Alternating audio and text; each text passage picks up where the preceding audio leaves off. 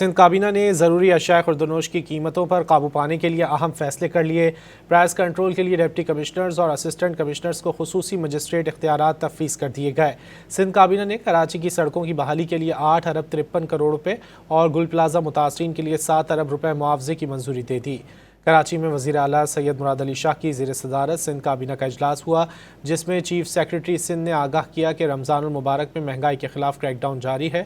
870 دکانوں کی چیکنگ کر کے 24 لاکھ جرمانے عائد کیے گئے۔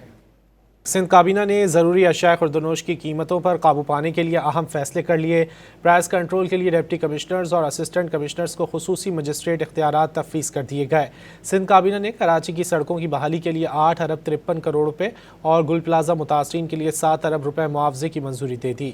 کراچی میں وزیر اعلیٰ سید مراد علی شاہ کی زیر صدارت سندھ کابینہ کا اجلاس ہوا، جس میں چیف سیکرٹری سندھ نے آگاہ کیا کہ رمضان المبارک میں مہنگائی کے خلاف کریک ڈاؤن جاری ہے۔